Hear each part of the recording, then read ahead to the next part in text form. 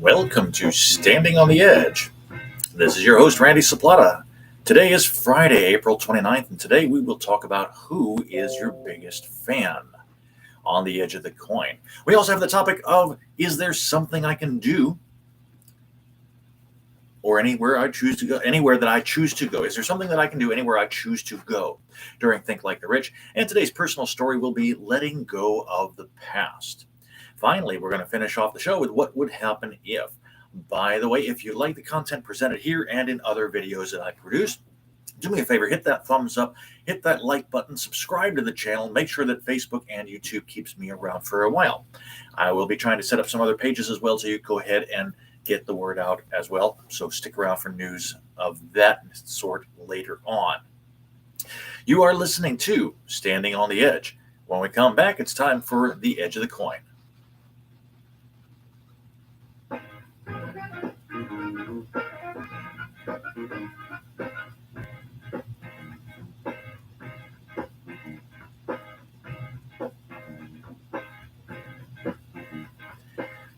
Welcome back to the show. The Edge of the Coin is brought to you by the CS Media Group. We provide the outstanding talent and you get the extraordinary entertainment. The Edge of the Coin is a segment that shows us a way of opening up our mindsets and allows us to explore both sides of any and every situation. We're going to jump into today's topic, which is, who's your biggest fan? Who is your biggest fan? Now, this might sound a little weird coming forward for a small business type show, and for people that are entrepreneurs, especially coming from somebody that is in the entertainment industry. And for those of you that don't know, who are just joining me, I do have a background in entertainment. I hosted activities all the time for 7 years on a cruise line. And then I came home, and now go ahead and host trivia as well as MC other types of events as we go along, and do DJing for weddings and other categories and events as well from there. So it's funny that I'm talking about who your biggest fan is being a small business. And the weird thing about that is that it's not that out of line. I mean, everybody's got fans. Everybody's got people that just thoroughly enjoy what you do. They thoroughly love the fact that you are there to satisfy their need, whatever it might happen to be, or their want, and are just really wanting to make sure that you're going to stick around for a very long time. Very, very simple, very easy, and very what's the word I'm looking for? They're the people that you definitely want to have around on your team for sure. But it might be somebody as simple too as your wife, your kids, even your dog for them. And I'm going out on a limb, but think about it. The more people you get on your side that support you in any way that they possibly can, whether it's keeping your blood pressure down, or it's going ahead and giving you financial support, or it's giving you mentoring support, or it's going ahead and just giving you all kinds of whatever it is that you need at that particular moment to be able to continue on. For me and for many other entertainers, a lot of times it's the applause or the thank yous that they get when you've done a great job for doing nothing more than what you are loving to do in the first place. And they're enjoying the fact that you came out there and were able to go ahead and present your gift to them and want to go ahead and thank you and talk to you and do all kinds of other stuff. I had a guy last night at trivia that came up to me afterwards, and he was going, you do such a fabulous job. We really enjoy the fact that you are here, because it's not the same when other people come around. And you know, he didn't have to say that, definitely didn't have to, but it really made my heart grow that much bigger, because I love hearing the compliments and doing so. Now, of course, your other fans want to hear compliments from you too, so you want to make sure that you go ahead and reciprocate as much as you possibly can, not because they're giving it to you in the first place, but because it's genuine. But if you don't have a support system behind you of any kind, and whether it's financial, whether it's emotional, whether it's spiritual, whatever the case may be, if you don't have that support system behind you and helping prop you up, you're going to fall on your face flat every time. Every time. It's kind of like if you have a mirror standing in front of you that's about a foot tall, and it's right there at ground level. So it looks like you're going to take one more step into the next piece of ground. But just the other side of that mirror, and you can't see this, you can't see it for whatever reason, is a big gaping black hole. So you try to take that step forward thinking you're going to be on solid ground. All of a sudden, whoop, down you go, tumbling headfirst into the rabbit hole or whatever it might be. Kind of like Alice in Wonderland way back when. So if you do that, then you might or might not be able to get back on your feet. You might or might not be able to go ahead and get up on your feet. You might be able to go ahead and stand up and start over and do whatever it's necessary, but it's harder. It's a heck of a lot harder than it is to go ahead and just have somebody back there going, yeah, keep going. We got your back. We're right there with you. We know you got the struggles, and we'll help you in any way we possibly can. And that, more than anything, is a wonderful, wonderful thing to go ahead and do. You really, really have to have that support system behind you. So the next thing that comes along with that is then, how do you get the support system? Because you can't go out and just pay people to come up and say, support you. I mean, I understand at one point, Mike Tyson paid a guy something like $300 to $1,000 a night just to walk behind him going, you're the man, you're the man, you're the man, you're the man, you're the great man. Nobody can beat you, yada, yada, yada. And just going all the time, whispering in his ear, you are it, you are the best, and so on. Paid him a lot of money to go ahead and do nothing but whisper, you're the man, you're the man, you're the man. Well, that gets expensive. And if you're Mike Tyson, maybe you can go ahead and afford it. And that might be something that works for you, especially if your self-esteem is that low. But if you've got friends behind your back, if you've got acquaintances behind your back, they know what you are, they know what you're like, they know your worth, and they know your integrity, they're going to be your support system pretty much whether you want it or not.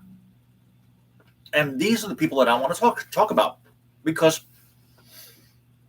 if you have a lot of those people, you don't have to rely on just one. And you don't have to rely on just two. And you don't have to rely on just three. And it might be, if you've got, say, 10 people supporting you in various ways, some of them might be saying, hey, I can't afford a lot, but here's $5 towards your cause, or here's $500 towards your cause, or $5,000, or whatever it might be. And they're giving you the financial support to continue that next episode of your life, or the next chapter that you're trying to get through, or get the next round of inventory coming in if you're a small business.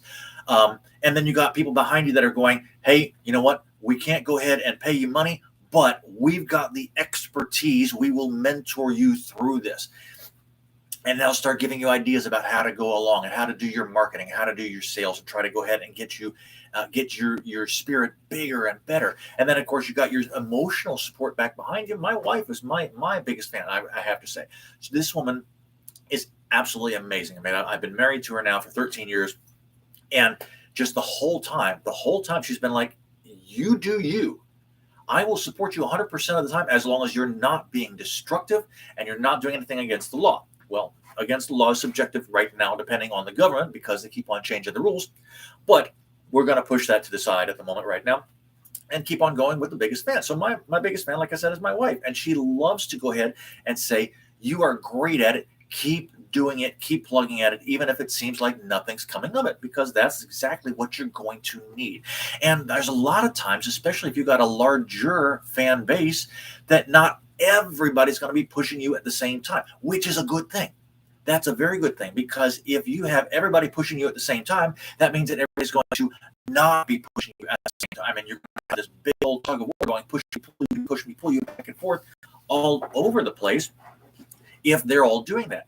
But if you got some people saying, yeah, we're right there with you, while the others are going, well, we got to take a break, and they're coming forward and saying, we'll go ahead and cover your butt while the others take a break, and it's just a constant going back and forth. You might have to be like a ship going, side to side in the wind to be able to get to your ultimate destination. But you're still moving in the right direction rather than a take 2 steps forward and a step back and 2 steps forward and a step back, almost like you're on a rocking chair. That's exhausting for one thing, but it also doesn't help you that much too, because you're way up high on the mountaintop and then crashing way down below at the bottom of the cliff, and you're climbing back up and you're on top of the mountain, crashing back down again, and it's a constant battle, literally, in doing so. So who is your biggest fan? Who is your biggest fan, and why would you think that they are your fan?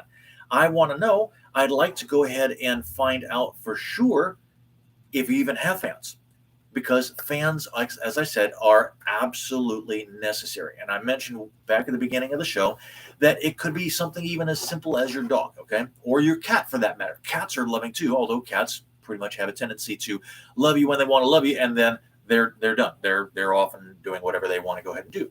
But the fact is that you've got somebody there that can take your stress level from a certain point and bring it down, regardless of what they do. This could be considered a fan, and that's going to be a good thing. Now, let's take a look at the opposite side of that also, because you got good fans and you got bad fans. You got people, and this is not necessarily a bad thing, by the way, okay? The good fans, of course, are the people that just absolutely love everything you do. You could pretty much do no wrong in their sight whatsoever. And the bad fans, well, or then you got mediocre fans, we'll put it this way, that really enjoy what you do, as long as you're doing more of the same thing. I mean, I remember a couple of weeks back where I had somebody come up and said, hey, you know what? You play great music, but you really should go ahead and play just this one type of music, just classic rock while you're here. And you just look at the crowd, read the crowd, see what's going on. And I'm going, okay, you know what? Thank you for your input. I definitely appreciate that. And having read the crowd is the reason that my music is the way it is. And it's not just one style, because I want to appeal to more than one type of group. And therefore, I've got, again, that different fan base that are going, yeah, at different times, which helps me keep going there. But then you've also got, like I said, on the flip side, the bad fans. Okay. And these are the ones that they come out to enjoy what they want to enjoy. And they're there specifically to watch you fail. They're there specifically to see you make a mistake so they can capitalize on that, so they can jump on it, so they can go ahead and make sure that they are pounding it down your throat. Man, you did a horrible job. You are just one hard person. You don't know what you're doing. You don't know how you're doing it. You don't, and everybody's going to get these people. Okay. Everybody. Take it as a learning experience. Okay. I remember back in my cruising days, I want to say it was mid 1990s, 1995, 1996, something like that. And I came across this one guy, and he must have been a professional heckler or something, because he was just going to town on everything. And I handled it the wrong way. I did. And as soon as I did, the crowd immediately knew that my integrity level went from here way up high to quite a bit lower, and it took me the rest of the cruise. This was pretty early on, but it took me the next 4 or 5 days to get it back up again to where at least it was halfway. Not a good thing to happen. Okay, so, and my boss came up to me and said, you know, Randy, you could have handled it a different way. It really wasn't a bad thing that it happened in the first place, but they're the kind of people that they want attention of a certain type, and they don't care what the attention is, just as long as they take it off of you and put it onto themselves. And this is exactly where they want to be. And so when that's the case, all you have to do, because you want to keep control of the situation as much as possible, acknowledge them, even if it's just for half a second, and then come on back. We're moving on. We're moving on. We're moving on. You just go ahead and go back to what it was you were trying to do. And eventually what's going to happen is that if this one person really tries to keep getting their way and getting their attention and getting that spotlight taken away from you, the rest of your fans are going to turn on that person and either boot him out or boo him out or do something. And then he's not going to feel welcome there anyway, in which case he'll go somewhere else, or she for that matter, will go somewhere else to try to go ahead and get the attention that they are craving right now. Okay, so Everybody wants attention. Everybody craves attention. I don't care who you are. You want some sort of accolade. You want some sort of recognition, so to speak. For some people, it's as simple as just a simple thank you or a thank you card, and it brings tears to their eyes when they get something like that. And for some people, they're like, "Oh man, you did a fabulous job. Here's a great big tip to go ahead and thank you for your service." And you're going, "Well, I appreciate that very much." And but everybody, from the smallest child, craves attention. It's gotta be about me. And as a performer, or as the person who is supporting your fan base by giving them what they crave, they are then giving back in return to you that support that allows you to go and do better and better and bigger things. Definitely a good upward spiral when that happens.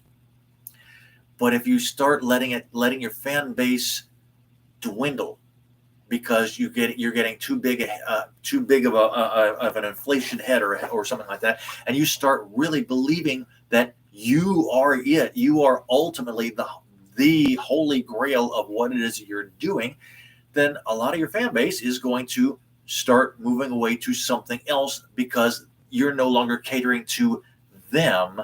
You're relying on them to inflate your own ego, and that is never a good thing.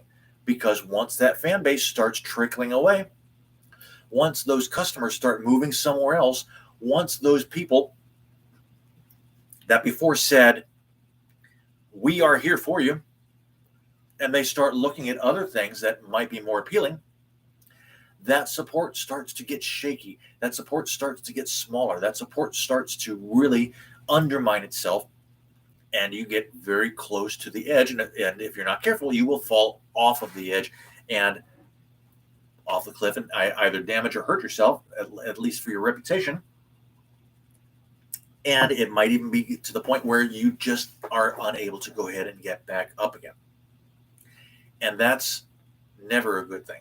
We're going to talk a little bit more about that here in just a minute. You are listening to Standing on the Edge. When we come back, it's time to think like the rich.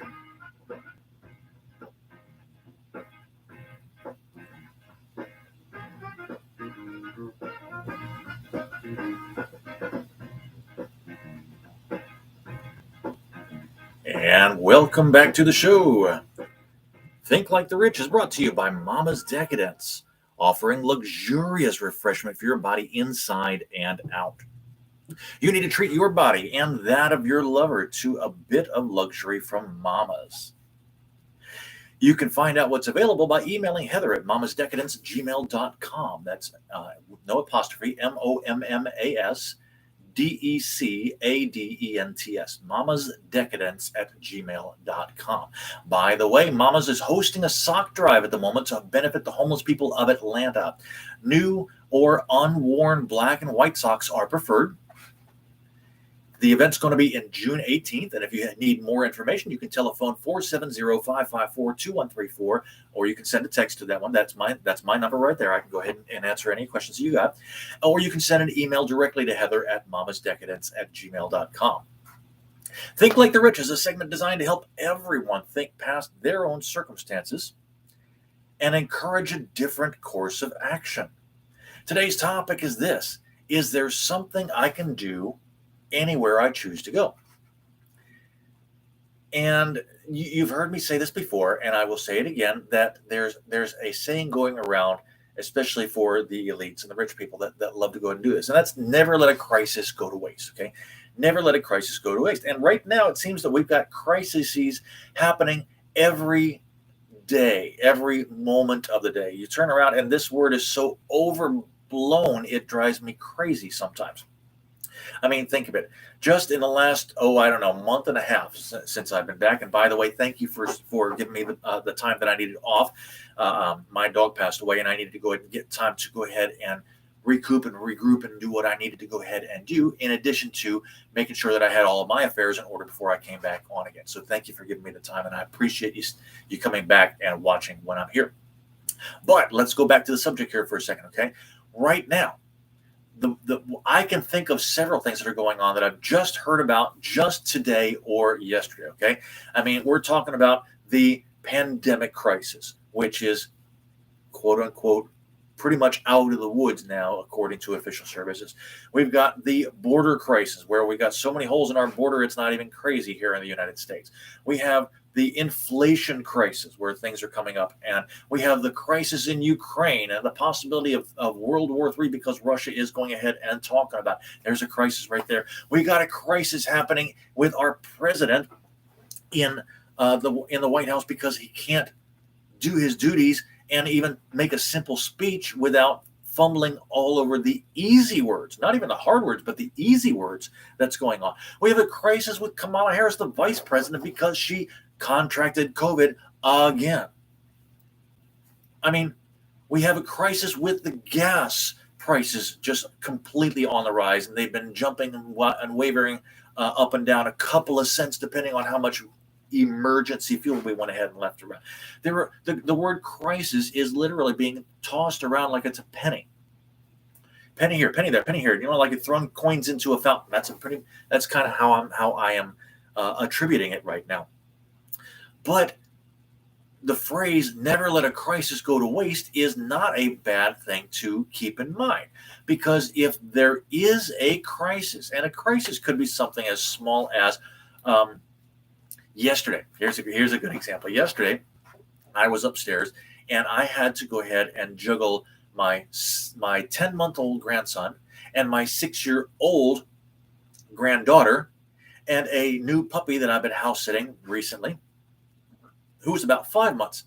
And well, I've only got 2 hands, so watching me trying to juggle these kids and this dog to keep them from basically tearing each other up and having to take everybody to the doctor to go ahead and get sewn up. It was a major chore for sure. Okay, for me that was a crisis. It was making sure that was going on, and I couldn't do it. I had to get help to come in and take care of it. I had to get somebody to come in and say, grab the dog, take it outside. Let me put the 6-year-old hold the 6-year-old for just a minute. Put the 6-month-old or 10-month-old, excuse me, down in his crib. I know he's not going to like it, but I got to regroup. I got to make sure I'm going out from there. And when you got things of that nature, it's all coming up at once. Yes, it can very easily feel like you are in a crisis opportunity or crisis zone from there. The best thing you can do, first and foremost, is get somebody else to help you. Okay? If you're doing it alone, it will almost always never work out the best way. Almost always never work out the best way. And I know that's a kind of a play on words and a contradiction and so on, but think about it. You know, it's if you're trying to juggle 16 things and you're only used to doing 15, it's not going to bode well. It won't. If you've got 2 hands, you're using them, and you can't walk because you don't know how to use your feet, and you try to do something else that requires you to be moving somewhere else quickly, it's not going to bode well. It's not going to work very well for you at all. This, however, is your learning experience. This is how you find out what you don't know how to do, so you can then either go ahead and learn how to do it or find somebody to delegate it to. Delegation is a great thing. Delegation is a great thing. But the bad part about delegation is that if the person you're trying to delegate it to doesn't understand why or what they are supposed to do, then again, it may end up being not a very good thing, which teaches you either you have to delegate somebody you have to work on your delegation skills, or you have to go ahead and work on your skills to make sure that the person you're giving it to has the proper knowledge and proper experience and proper tools to be able to get the job done properly. And if I want to, let's say, for example, I'm trying to pass something on to one of my daughters. Okay, and I got 3 beautiful daughters. I really do. And if I want to go ahead and pass something on to my daughter, and I know that she needs to work on something, I'm going to go ahead and try to give her something that she needs to work on. Unfortunately, as teenagers just don't realize that they have to work on something, or why you're even trying to get them to work on something in the first place. Okay, so for example, we rent out a house right now, and I would have my daughters mow the lawn. Why? Not because I'm trying to be a horrible horrible dad, not because I can't do it myself, but because I'm trying to teach them discipline to get the job done that needs to get done in a minimum amount of time, but do a great job at the same time while it's going on.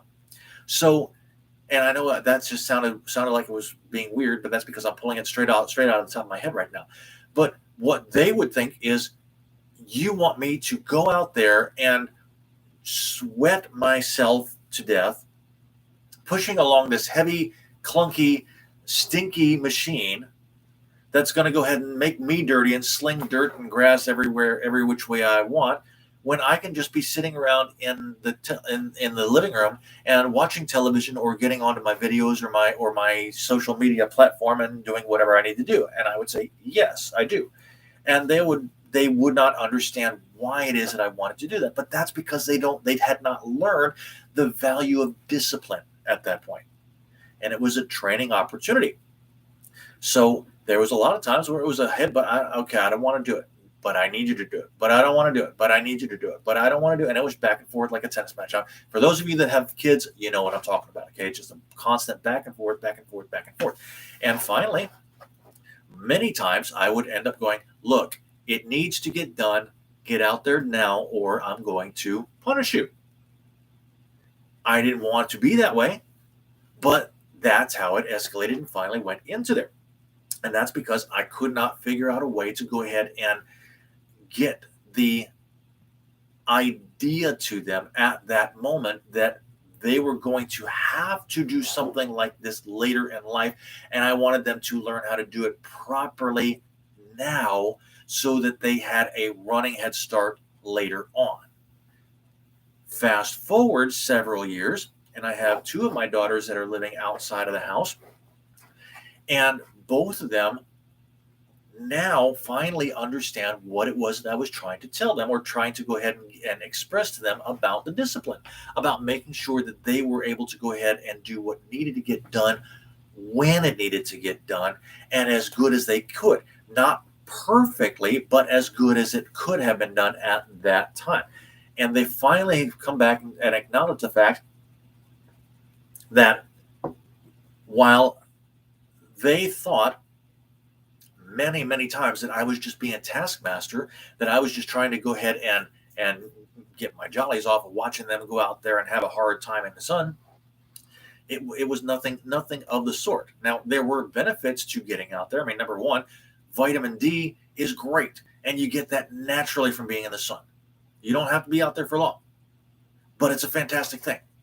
Exercise is always a great thing, and when you're pushing a big, clunky, heavy thing that's trying to push back against you and wobble and wiggle itself around, and you're trying to go up and down hills and through little valleys and humps and the cracks and whatever, something like that, then it's causing you to develop new muscles that are coming on. This is a great thing. But yeah, it's hard. Yeah, it's stinky. Yes, it does make you sweat. And yes, it is not pleasant at all. But it still has to be done. So if you can learn to get what you need done as quickly as possible to the best possible thing you can, so you don't have to go back and redo it, then you don't have to worry about it for 2, 3, 4 weeks, or however long it might be. It's the same thing in business. It's the same thing in entrepreneurship. It's the same thing in your life. I mean, if you are, let's say, if you are the kind of person that just goes, oh, somebody else will do it, or I'll pay somebody else to do it, or I will go ahead and let it slide tonight and I'll get to it tomorrow. Well, that's fine. There's consequences for doing that. And for some people, it actually makes more sense to be able to go ahead and wait. Let's say, for example, it's 11:30 at night. You just got home from being at work. You had to go ahead and work a double shift, whatever it was you were doing. So you started at 8 o'clock in the morning. When the grass was too wet to mow, you couldn't do it right then anyway. And you didn't get home again until 10:30, 11 o'clock at night. And now it's dark, and the grass might be dry enough to go ahead and do, but you can't see it. And you would certainly disturb the neighbors in trying to go ahead and mow the lawn. Well, yeah, you might want to go ahead and wait for a little more time to go ahead and get it taken care of. If it's raining outside, well, it's not going to help you to go ahead and try to mow the lawn in the rain, because you're going to go ahead and at least you'll be cool. But at the same time, your grass is going to be clumping and sticking together, and it's going to be going ahead and fouling up the parts underneath. It's not going to help you out at all in doing that. And so there are times when you need to go ahead and wait.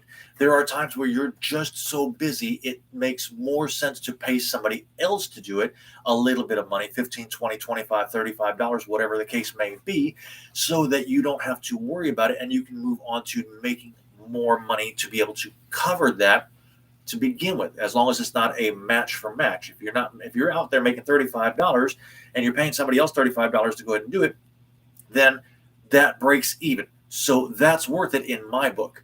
If it costs you $65 to go ahead and do it, but it's taking the same amount of time for you to make $35, then no, that would not make sense to me at all. But regardless of whether or not I can pay for something, I still want to know how to do it. So just in case it has to be done and they can't get to me, I can go ahead and help take care of it because it will need to get done. So now, that being said, let's go back. Is there something I can do anywhere I choose to go? And that was a very long-winded story to get around to this.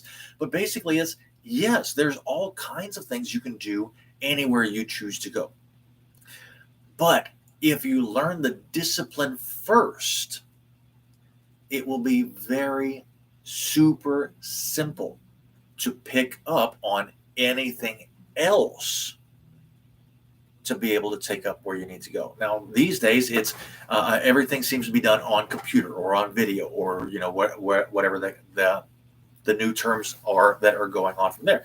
So you got all kinds of working from home and video chatting and emailing and doing all kinds of other stuff in your Zoom meetings and things that are happening. And you're working virtually is what they call it right now.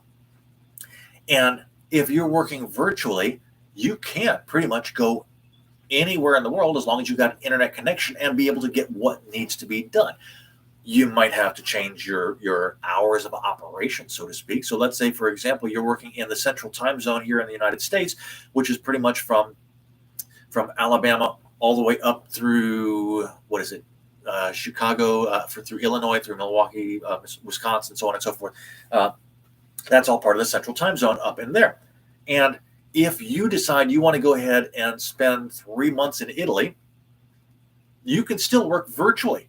But now you gotta realize that your time is 6 hours ahead of, or 7 hours ahead of, 6 or 7 hours, whatever it might be, ahead of the central time zone.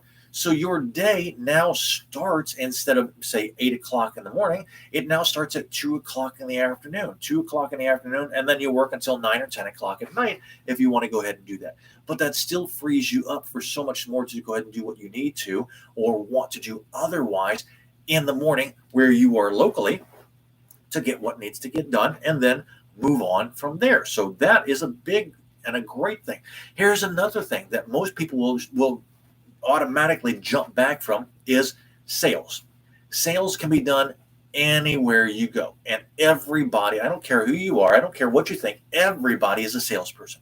Everybody is a salesperson. You have to sell yourself to somebody else, whether it's your wife or that dog or your child or your boss or your boyfriend, girlfriend, whatever you want to go ahead and do, the person you're trying to attract, the person you're trying to repel. You're still selling what you need to go ahead and sell to be able to make sure it's taken care of. These are skills, and skills are secondary to discipline. If you've got the discipline down necessary to do what you need to do, you can pick up a skill basically in a heartbeat. It might be a little difficult or a little more difficult to do it in certain situations, like, say, for example, trying to learn how to use a power skill saw when there's no electricity. Yeah, you might have to go ahead and switch to something else like a handsaw, but you still got the same skill, which is carpentry at the end of the day. And this is what I'm trying to get at you. If you've already got the discipline down, you know you can get the stuff done that you absolutely need to get done, and then focus on something else, you can take that skill anywhere else in the world. You are listening to Standing on the Edge. When we come back, it's time for Tales from the Edge.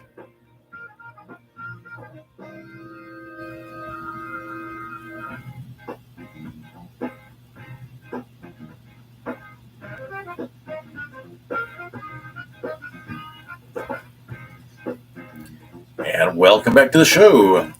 Tales from the Edge is brought to you by the HRS Foundation, investing in future generations to ensure a better tomorrow. Tales from the Edge is a shared personal example of people and situations that I've experienced during my path to growing wealthy. And today's story is about letting go of the past. Letting go of the past. This is so poignant to me right now. As I mentioned earlier, I've had to regroup and recollect and get myself situated again because I had a dog pass late last month.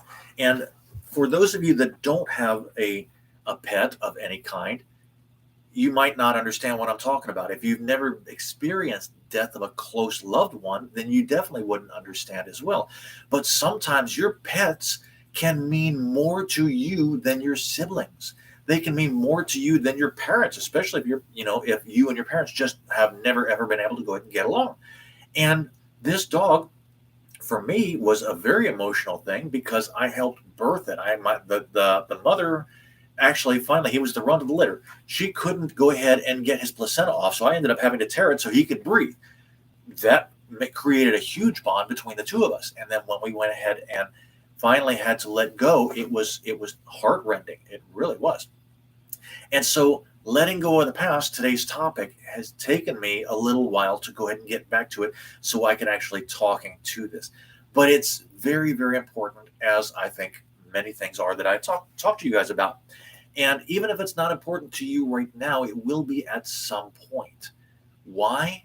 Because if you don't let go of the past, and let me back up first before I go there. If you remember the past, that's a good thing. You always want to remember what's going on, good, bad, or otherwise. But you can't let it affect what you do now unless you're able to use it to spur you further in the right direction. And that's what I mean by letting go of the past, okay? Letting go of the past means letting go of the hurt, letting go of the pain, letting go of the bad things that came about it. But you're still holding on to the great memories. You're still holding on to the experiences that you might have had so you can use that towards other things as well. You're trying to go ahead and remember what it is or what it was that you had that made that special connection so that you can then go ahead and take that same emotion and that same discipline you had and the same ability, the skills that you went ahead and took, and you're putting it forth into your new venture. So let's say, for example, my old Doug went ahead and passed away. If I had not done anything but kept him outside and never did anything more than just give him some food and give him some water and never paid attention to him, and then all of a sudden when I'm dog sitting the next one, if I try to go ahead and do the same thing, then I'm going to have a torn up house. A torn up house because this dog doesn't know it. This dog doesn't know any better. They just know that I'm not there for it. I'm not there to go ahead and love on it and enjoy its company and so on and so forth. And it's not going to like that at all. But if I can take the lessons that I did have with this special connection that I had and transfer it to this other puppy, it will now understand that even though it's not with me permanently, that it's still in a safe place. It's still in a place where it can trust and it can use the new space, the new knowledge, the new whatever it happens to be, this new arena that it's in, and know that I'm not going to let it hurt itself, nor am I going to allow it to do certain other things as well. It learns its boundaries very quickly. And this is what I want you to do. This is why I said you have to learn discipline first back in the last segment. And a lot of you are probably shaking your heads right now going, well, yeah, that's a gimme. That's an obvi. Okay. It's an obvious thing to go ahead and say, but it's not so obvious if you've never learned how to do it. Now, some of you may have been in the armed forces. Some of you may not have been in the armed forces. For those of you that haven't, here's an ideal example for this, okay? In the Army, in the Navy, everywhere you go, it doesn't matter, you have to start off, number one, with tests. And you're thinking to yourself, look, I just want to shoot a gun. I just want to go ahead and go sailing. I just want to go ahead and fly a plane. I want to do something, but I don't need to take a test. I want to go ahead and Just get out there and do it. But the people that are out there know that, number one, they can't just give you a multi-million-dollar piece of equipment and say, have at it, without knowing that you're going to be able to, number one, take care of it, number two, be able to use it properly, and number three, be able to keep from damaging it and other things, resources and otherwise, except for what you might need to damage. So if you're jumping into the armed forces or going into the armed forces of any kind, you're going to have, number one, your tests. They're going to give you an ASVAB test. They're going to find out where your aptitudes are, what you like, what you want to do, what you think about you doing, where you're smartest, where your focus lies most of the time. After that, they're going to send you into a series of medical batteries or medical tests. They want to make sure that if they go ahead and put you in a specific type of situation that you're inclined to be in, that you're going to be able to handle the stress. You're going to be able to handle the physical duties. You're going to be able to handle everything else that goes along with it. Once you do that and you pass that, then they put you through physical tests. You're out there for 6 weeks, crawling in the mud, running in the rain, standing in the pouring rain, trying to stay still, learning how to say yes and no, and when to say yes and no, and sometimes just literally breaking you down completely so they can then build you back up the way they need you to be built. And they teach you the discipline that you need. They teach you the thing that I haven't done today, which is to shave your face every single day, twice a day if you need to. They teach you to make sure that your hair is a proper regulation length so that if you happen to be in a certain situation, your hair is not going to get caught up in propellers or engines or anything else. And they're not going to go ahead and have to extract you from that and then try to go ahead and save the equipment afterwards. They want to make sure that if you are firing a gun, that you're pointing it and able to point it in the correct direction and not shoot somebody else in the head just because you happen to be looking it over and were kept your finger on the trigger. They put you through all these different types of tests, all these different types of rigorous activities to make sure that you can go ahead and learn the proper way and the proper procedures and the proper structuring of doing things in the way that they have found that it's best to work for the whole good of the company that it might be.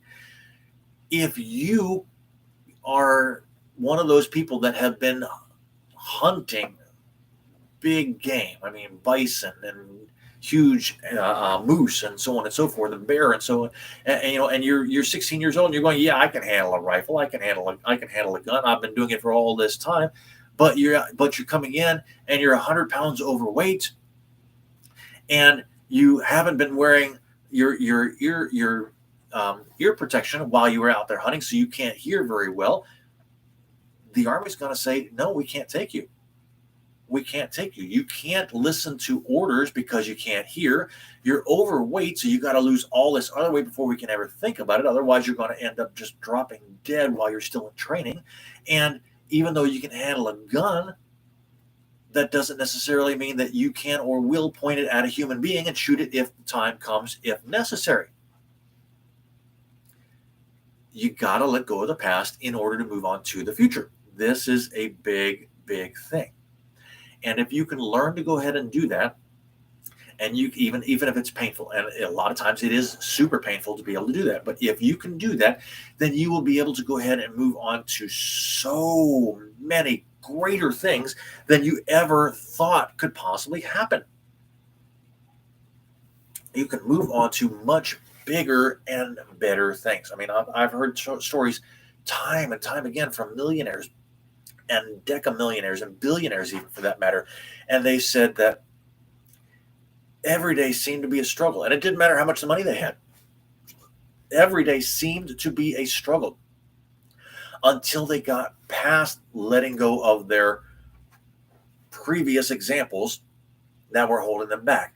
They went ahead and let go of the negative feelings that were holding them back. They went ahead and cut off the people that were negative, that did not want them to move forward before they were able to go ahead and move back. It didn't mean that you didn't love it. It didn't mean you didn't enjoy what happened in the past. But what it meant is that you cannot take your past experiences with you and expect to learn something new. You can't.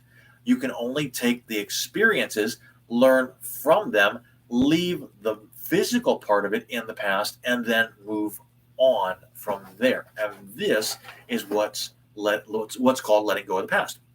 And if you do this, you will very quickly find that things get so much better, so much quicker, and take you so much farther than you possibly can. Now, I'm going to use an example of mine because that's all I've got. It's just my own examples, okay? I mean, if you knew me in high school or even just out of high school, and I'm talking to my friend Lee right now, he's probably got a big grin going, oh, I remember him. I remember how he was always doing that. I was the kind of person where literally you had to kind of peel me off the wall in order to go ahead and get me to do something. Most of the time, I was not an extrovert. I was not out there looking for excitement. I was not out there looking for adventure, not at all. And if you fast forwarded several years later, even just 6 years later, not only was I looking for adventure, I was looking for adventure in the strangest places. I mean, the people that knew me back in high school, and they're going, "This is you? No, you can't be doing that. Why did you go out and do that?"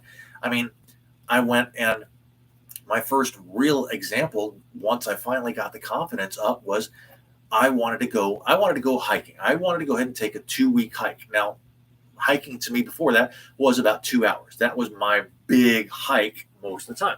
But I wanted to go ahead and do this. But no, I couldn't just go onto an established trail like up and down the Appalachians, or I couldn't go ahead and walk up the beach from South Florida up to Georgia and use 2 weeks doing that. Oh no. I went to Czechoslovakia. I did not know the language. I had a little language book that I could go ahead and kind of refer to, but that was pretty much about it. And I took a plane flight into Germany, took a train flight into the Czech Republic, into Prague, and I walked back out again to Germany. Now, I hitchhiked some of the way, so that helped. But it was a super liberating experience because I found out, number one, that I could do it. Number two, it didn't take a lot of money, and it did not take nearly the amount of pressure and stress that I thought was going to be there. And finally, I was able to go ahead and use that experience to catapult into much better and better things as well. But had I stayed in the I'm like the painting on the wall, you can't figure out whether it's me or it's somebody else, then I never ever would have put myself into that type of experience. And I certainly would have never been able to go ahead and move on farther from there. Let go of the past. It's going to make a big, big difference for you. You are listening to Standing on the Edge. When we come back, it's time to close out the show with What Would Happen If.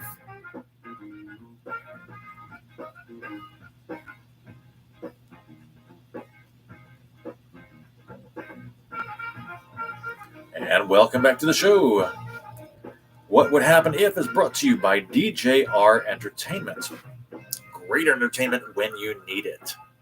You can telephone 470-554-2134 to go ahead and get involved in the wonderful opportunity that is your next event.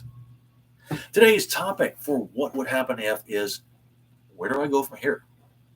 Where do I go from here? Now, I touch on this about once every 6 months, once every 5 months, something like that. And I do this several times, at least twice throughout the year. Why?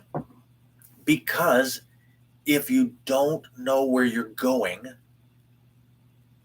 you'll never know when you've gotten there. And you'll never know if that's where you even want to be. I mean, I'm reminded, I touched on, Alice in Wonderland back at the beginning of the show as well. And there was one point where she was talking to, I think it was the caterpillar or the worm or whatever it was. And she's going, "Please, sir, can you tell me where this road takes me?" And he says, "Well, it depends on where you want to go." And she says, "Well, it doesn't really much matter where it goes." And so he came back and said, "Well, then it doesn't matter if you take the road or not." And it's almost a circular argument in doing so, but I can't tell you how many people that I've come across that do exactly the same thing. And you don't, I mean, think of it this way, okay? You might ask your 5-year-old or your 4-year-old, what do you want to be when you grow up? What do you want to do? And they're going to come across with the the standard answers. I want to be a firefighter, and I want to be president of the United States, and I want to be a rock star, and I want to be, whatever it happens to be. And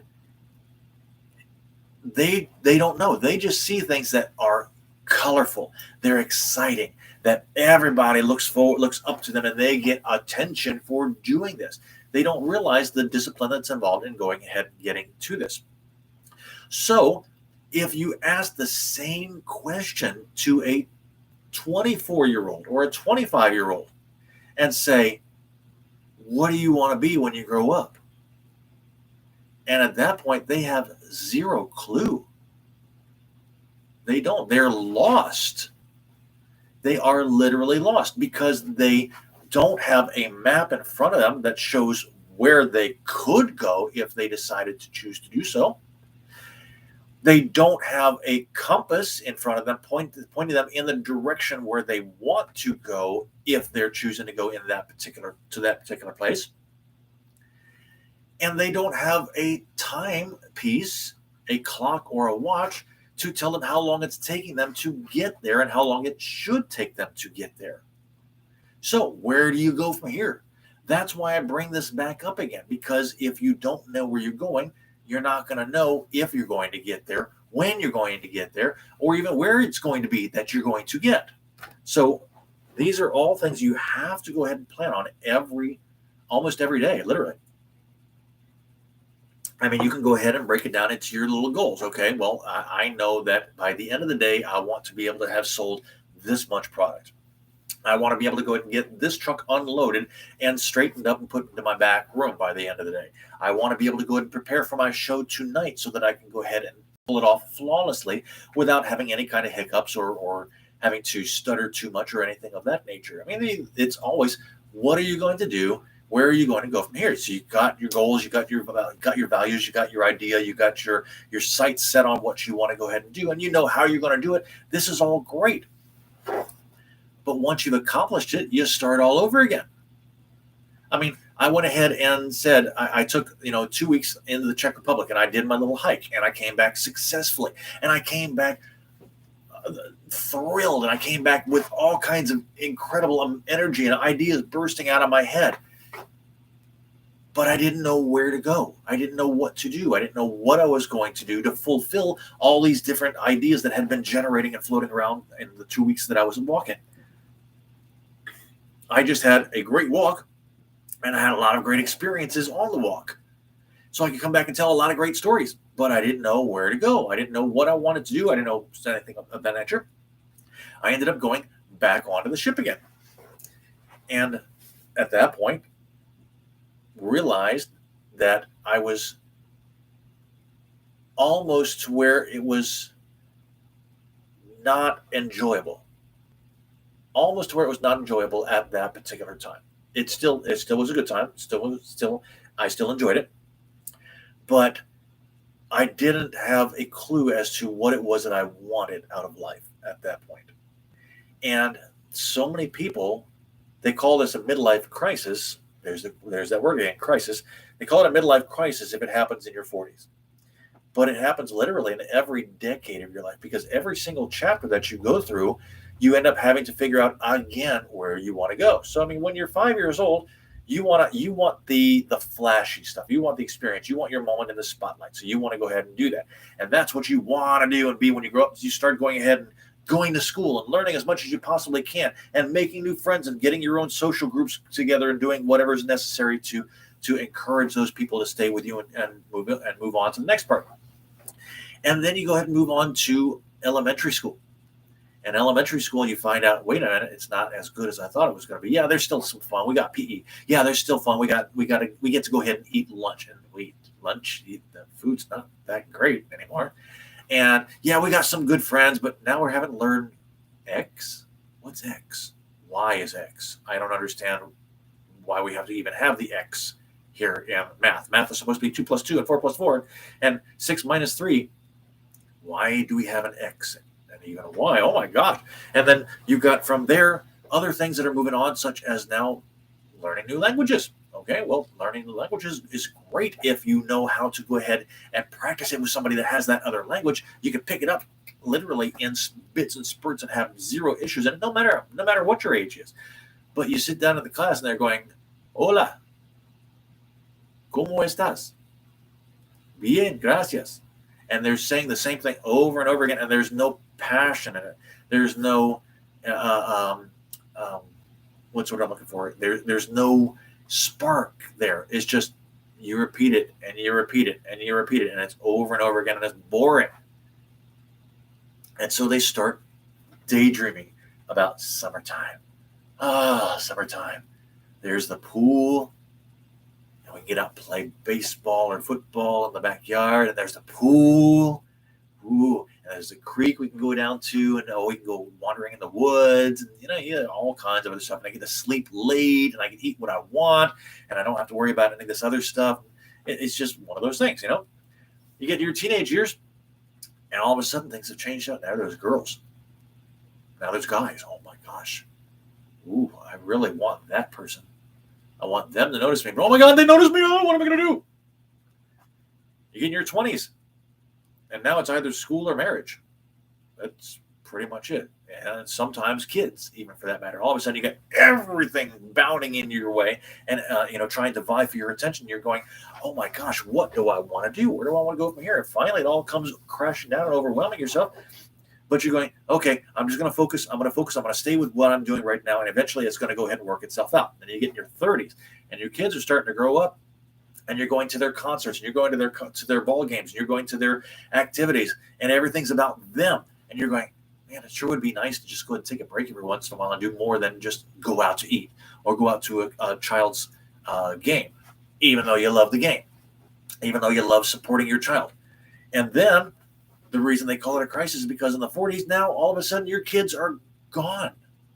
And you still haven't answered the question, where do I go from here?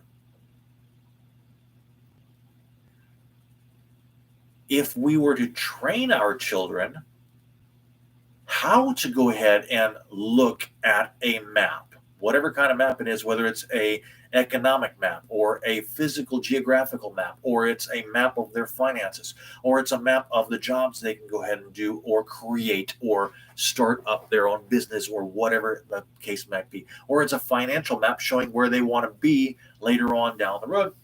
And I'm not talking about necessarily 5 and 6, although 5 and 6 is a great time to go and start these things.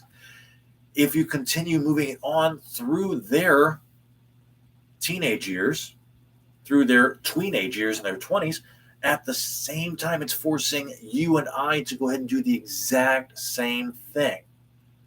We're having to think, where do I go from here so that I can teach them the same thing and move on and be able to eventually get there, knowing where I want to go, what it is that I want to do when I get there, how long it's going to take me to get there, and even what the direction is to be able to make it there. So I'm going to put that on you. Where do you want to go? I hope you figure it out today, because it's quickly coming to a point where if you don't figure it out, someone else is going to. Or as I like to say, it's a dirty business, but somebody has to do it. The problem right now is with our government here in the United States, that somebody that's doing it is not looking out for you. You've been listening to Standing on the Edge. Here's a shout out to my friends that were watching today. Lee Stroud, thank you very much for doing so. Sarah Goins, I appreciate you go ahead and watch it. And Lane Farmer for watching the show. Thank you for supporting this show. I do appreciate it. You have been listening to Standing on the Edge. I want to remind you that if you want to go ahead and send any kind of I've lost my train of thought. I'm sorry. If you want to be a supporter, of this show, $1 is all it takes. You can go ahead and send it to me several different ways. You can either send me a text 470-554-2134, send me an email to joinmeattheedge@gmail.com, and I can go ahead and send you a link to the GoFundMe page, or there are other ways to do it. Let me know how you want, and I'll be happy to go ahead and get back to you with the proper information from there. My next show is going to be Friday, May 6th at noon, as always. But until then, I want you to remember, expand your awareness. Think of something every day to help you on your own path, and hopefully soon I'll see you joining me on the edge. Have a great weekend.